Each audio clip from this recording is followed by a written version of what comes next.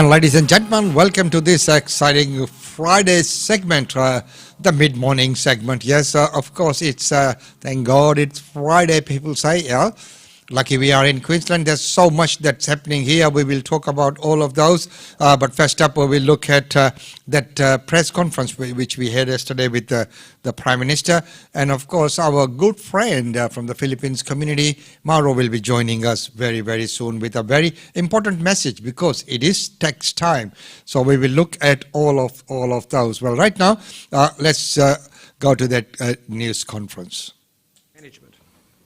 To make some announcements regarding support for locations defined as a Commonwealth hotspot that are impacted by state public health order decisions that extend for more than 7 days. We don't have to fear this virus. We haven't got where we are till now by fearing this virus.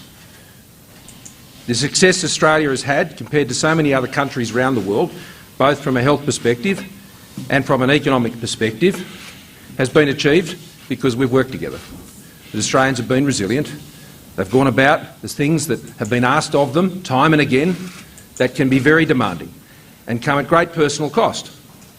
And they haven't done that out of fear. They've done that out of determination and resilience and out of strength and out of their good character. And that's what we as a government continue to rely on and draw upon as we continue to make our way, our Australian way, through this COVID-19 pandemic, which, as we know, continues to rage. And it continues to seek out opportunities here in Australia to wreak what it does. But it's not something we fear, it's something we fight. It's something we address, and we do it safely, we do it effectively, we do it collaboratively, we do it together. And that's why we've had so much success to date. But the challenges keep coming, as we've seen in Victoria, as we saw indeed earlier this year, whether it was in the northern beaches of Sydney or southwestern Sydney, up in Brisbane, over in Perth, and now again here in Victoria. And we know that Victoria, more than anywhere, has suffered greater than any other part of the country. That is a simple fact. And they're going through that even again now. What is important is that we ensure that the decisions that are made are commensurate with the risks that are faced to avoid any unnecessary hardship on Australians, and that there is a balance of those risks assessed so that the harm we seek to prevent is not exceeded by the harm that is imposed by the various measures that could be put in place. And that's a decision that governments honestly have to make. And we respect those decisions. Each of us, Commonwealth, state governments, territory governments, all got to make those calls. You've got to do it on the basis of the best possible advice and the judgment of those who are making them. Commonwealth does not seek to intervene in those decisions that are those of the states. But as we've demonstrated over the course of this pandemic, we have stood strongly with the Australian people to support them through this. JobKeeper, JobSeeker, COVID supplement, cash flow bonus, all of these things has played such a huge role in Australia getting to where we are now, that our economy is bigger today than it was before the pandemic. There are more people employed today than there were before the pandemic. So we've always understood the role of the Commonwealth.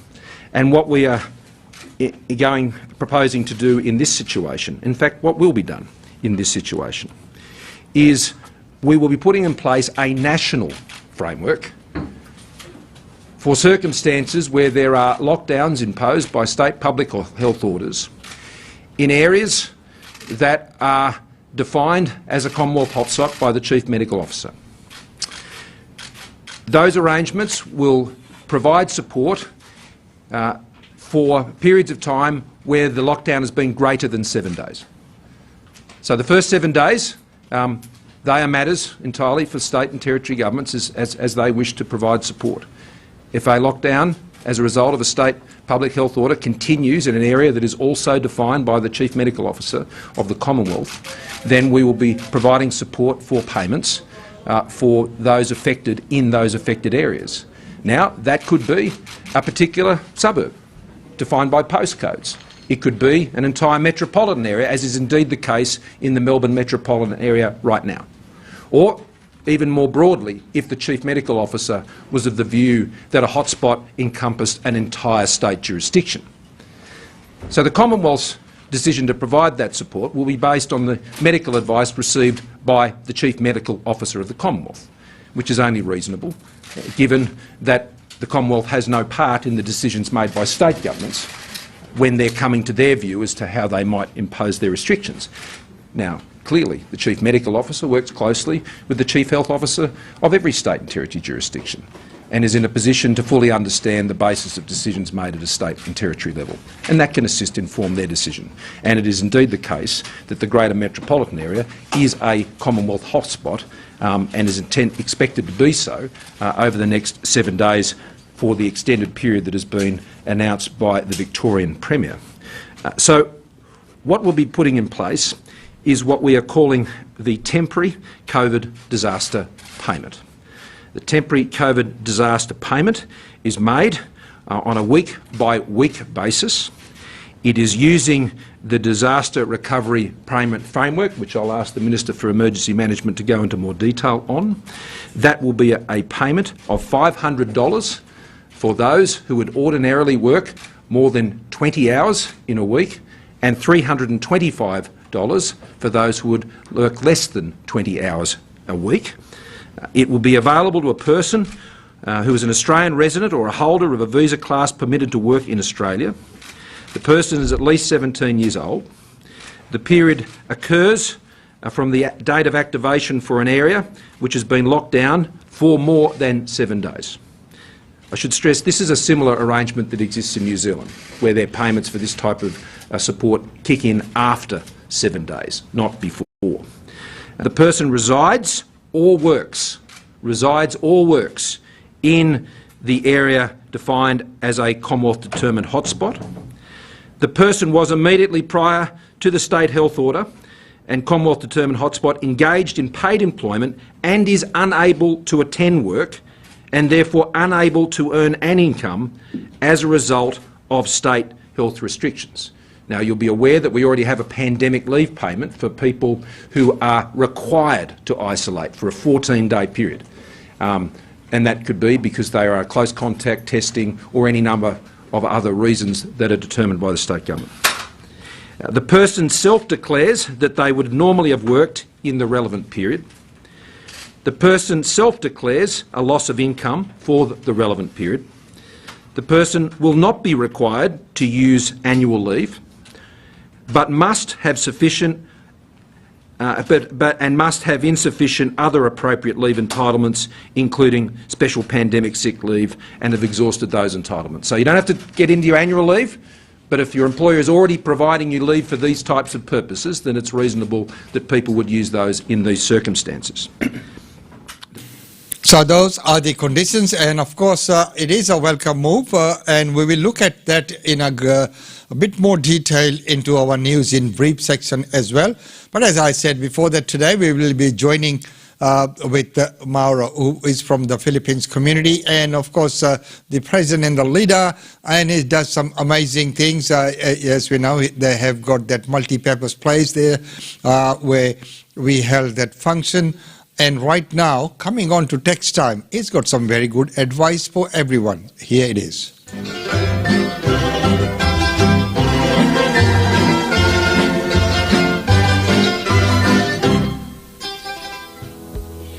Good morning, kababayan and fellow Filipino-Australian friends. My name is Mauro Sumudio, and I'm the director of the PopYouth Charity Inc. Scholarship Program. One of the objectives of the Filipino-Australian Foundation of Queensland, Inc. is to help raise funds for the needy, especially students whom their parents suffered financial difficulties. I am one of those students who experienced these difficulties during my college days. And thanks to the Central Philippine University Work Student Aid Program, which is one of the grantees.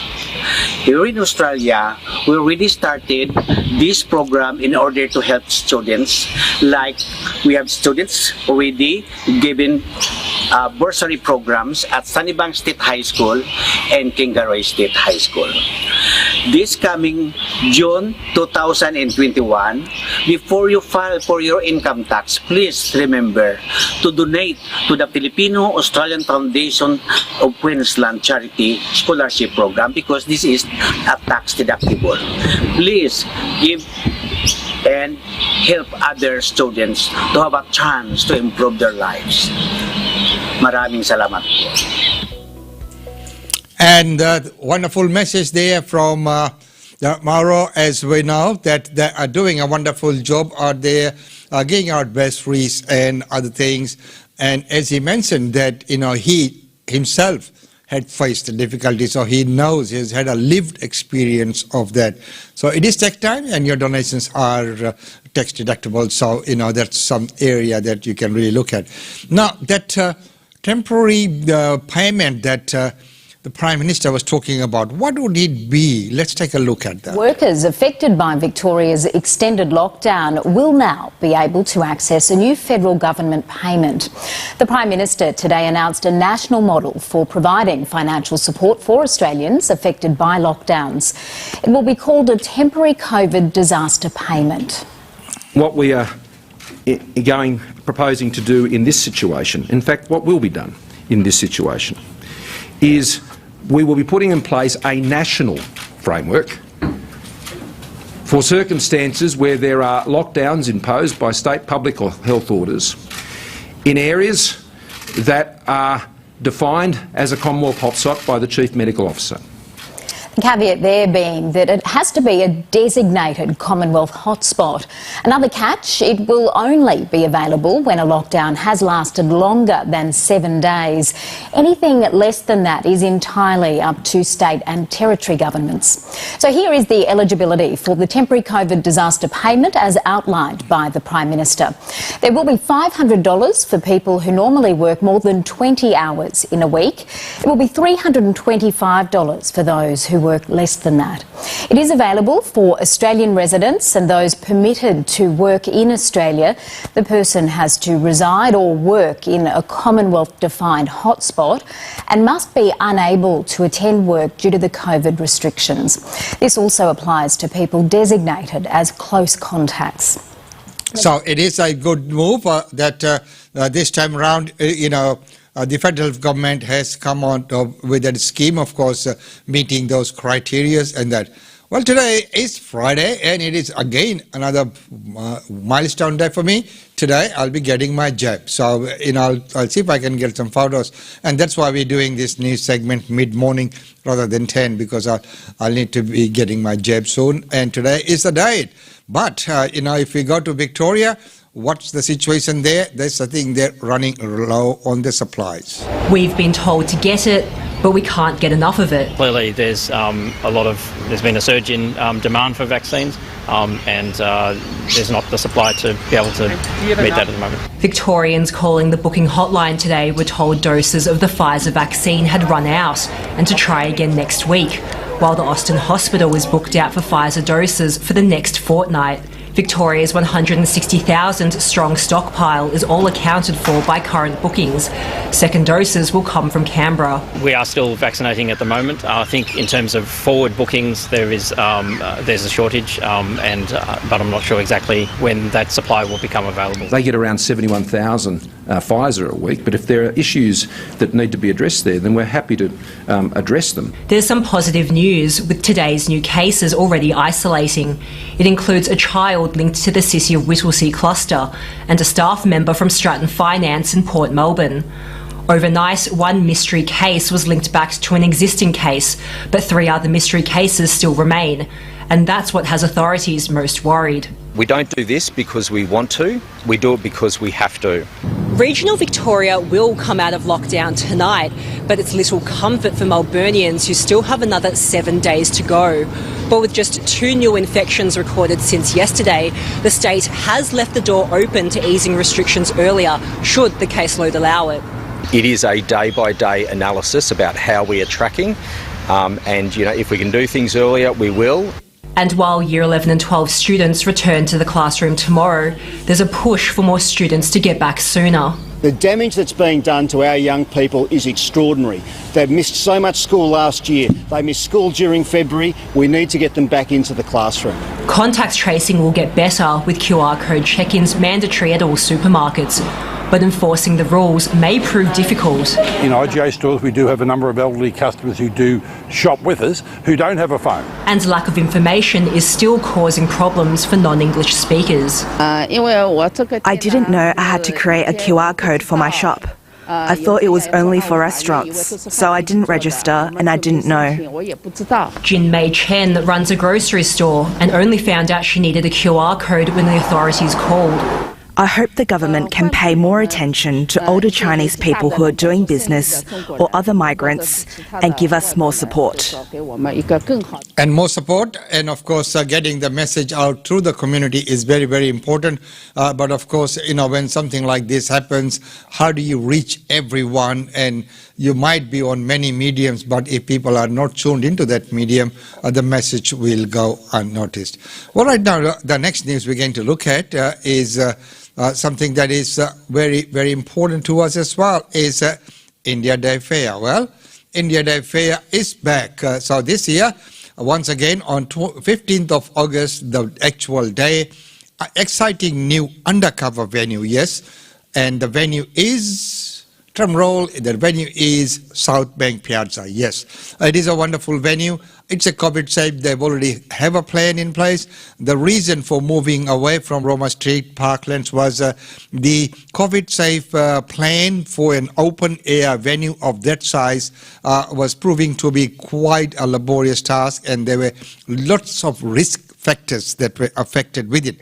And so the committee decided, rather than risking public health and other implied risk, that we move to a venue which is more manageable. And that's why, so last year, because we couldn't even hold it, so this year we're going to Suncorp Piazza, which is quite good. And we can present it in a very nice manner because of all the facilities that are there, the sound and lighting and everything will be just magnificent. So, if you are a performer, stall holder, or parade participant, any sponsors, please apply via our website. For sponsorship, contact Mrs. Usa Chandra 0419 775 416. For all other inquiries, President Rakesh Sharma 0411 289 202. So exciting news that India Day Fair is back on 15th of August at Suncorp Piazza. Well, right now, let's move on. And the next news that we're going to look at is there is a divide in our culture. How is the divide? What is the divide? Let's take a look at this interesting report. You're visiting someone's house for the first time. You walk up to their front door. Do you stride on in, or do you stop at the doorway to slip off your shoes? 29% of the time, your host would expect you to leave your footwear at the door. The answer to this question actually depends a lot on the background of the person you're visiting. Among people with European ancestry, 21% expect shoes off, but 74% of people with non-European ancestry expect it. That makes a lot of sense, given different cultural practices around the world.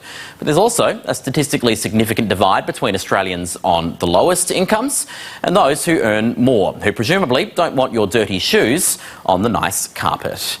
Given what we just saw, you might think the most multicultural parts of the country would have the most bare feet. But no, the areas most likely to have you de-shoe before going inside are all in rural and regional Australia. These are the federal electorates with the most agreement. Page in northern New South Wales, then Kennedy, Maranoa and Leichhardt, all in regional Queensland. There'll be no tracking mud through those houses. The electorates least likely to have you remove your shoes, well, they're all in South Australia. First Kingston, then Sturt, Boothby, Hindmarsh and Macon. So, if you simply can't bear the thought of being seen without your hush puppies, you should probably start making friends in Adelaide. Yes, well, now we can't confirm whether Casey himself was wearing shoes, putting that report down. It is interesting to look at that report, and of course we know that people of Indian origin out of respect would always take shoes off before entering anyone's house.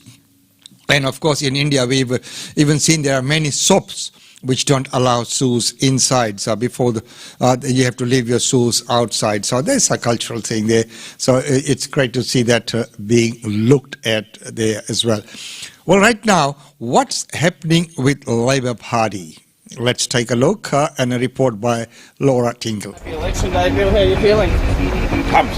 After 5 weeks of campaigning, today's the day Australians finally cast their ballots. Polls point to a Labor win as Australians cast their votes today. Ready for change. There are things that Labor would rather forget about the 2019 election campaign. Perhaps first and foremost, the sense of certainty that they were going to win. But what they don't want to forget is the feeling that you can win. 2 years on, and potentially just months from another election campaign, the Parliamentary Party is divided about its prospects. And here are a couple of pictures that show you why. In Queensland, the Sea of Blue outside Brisbane has come to represent Labor's alienation from a blue-collar base that has been transformed by a resources boom, the decline of manufacturing and unions, and the rise of the subcontractor. Anthony Albanese has better net satisfaction ratings than Bill Shorten did, but he suffers from a long shadow cast by the PM's approval ratings during the pandemic. The brutal reality is that the opposition has been deprived of oxygen by the pandemic. This year began with rumblings about Anthony Albanese's leadership. 6 months on, it's not so much leadership rumblings as frustration and in some places quiet panic. There is some musing about whether Labor would fare better under a leader who looks very different to the Prime Minister. But more significantly, the Parliamentary Party seems divided between those who think Labor can win and those who don't feel there's enough sense of urgency in the way Labor is prosecuting the political attack, that Albanese is leaving too much to the last moment. Anthony Albanese can argue he has done a considerable amount of housekeeping since becoming leader, including dealing with rebel union leaders. But cutting through with voters is what matters to his colleagues. When you lose 3 elections, if you go about doing the same thing, you should expect the same result. I very clearly have outlined, very transparently, publicly, that we would kick with the wind in the 4th quarter. We're in the 4th quarter, aren't we? Absolutely. And where's the kicking with the wind? The kicking with the wind is in our policy for a National Reconstruction Fund for job creation, our policy that we've put out there for secure work, our policy for transforming childcare and women's economic opportunity, our policy in terms of housing. Albanese has been tied up this week in the day-to-day talking with colleagues and strategic manoeuvres of the Parliament. But the bigger issue looming remains talking to the public. Do you think there's a mood for change in the electorate? I think there is. This is a government that will be, having served almost a decade in office, shooting for longer in government than John Howard had, with no legacy to show for it, no economic reform, no social reform, no plan for Australia's future. And people will ask, is this as good as it gets? Are they going to get better? But we have seen voters cling to the safety of incumbency like never before during this pandemic. Well, we have a Prime Minister who doesn't accept responsibility for things that he's responsible for. And we have a Prime Minister who waits until there's an absolute crisis before he acts, whether it's bushfires, whether it's the need for wage subsidies and protecting people's livelihoods during the pandemic and protecting businesses, whether it be the rollout of the vaccine, setting up national quarantine centres. Labor will put forward a positive agenda for Australia's future at the next election, whilst pointing out some of the inadequacies of the current government. Anthony Albanese says he's setting... So there we are, the divide, and of course we'll find out soon who the leader will be. Well, right now, moving on to the international scene, as we know, there's more than 200 children stranded in India without their parents. Let's take a look at that report. Growing up far away. Kyan was just starting to walk when his parents last saw him. Now they've watched him transform into a boy on a screen. We sent him for a few months, and now that months have converted into years, and I don't know how long will it be, so it's very difficult. The pandemic and travel rules keeping them apart. Just 3 more repatriation flights from India are currently planned, and children can't travel by themselves. They need a guardian both on the plane and in quarantine back home. Now Kyan's grandmother, who's been caring for him, has been diagnosed with cancer. His father, Shirsh, has requested to fly to India to collect him, but was knocked back. I do not understand if this is not compelling and compassionate, what else is? He's not alone. Officials revealing there are now 209 Australian children stuck in India without their parents, most in the care of grandparents or extended family. Will you give me an estimate as to when the 209 unaccompanied minors who are currently stranded in India will be home? As soon as possible. The uncertainty is painful for Dinesh, whose 10-year-old son is still stuck in India's south. And Daddy is doing his best. His son was offered a seat on a recent flight back home, but the Australian government wouldn't allow his mother, an Indian national, to travel with her grandson. Having to go back and tell him, no, we haven't got the tickets, and he's got to go back waiting. So that was absolutely disheartening. It was gut-wrenching. Officials trying to reunite children with their parents in Australia face a wicked brew of legal difficulties and logistical challenges. But some split families are already at breaking point and say they simply can't find a way to get their children home using existing pathways. So, existing pathways are becoming very, very hard as well, as we know that when we discuss all the travel details with Tanvi Goyal, which was yesterday. Well, right now it's time to take a look at functions and events happening here in Brisbane.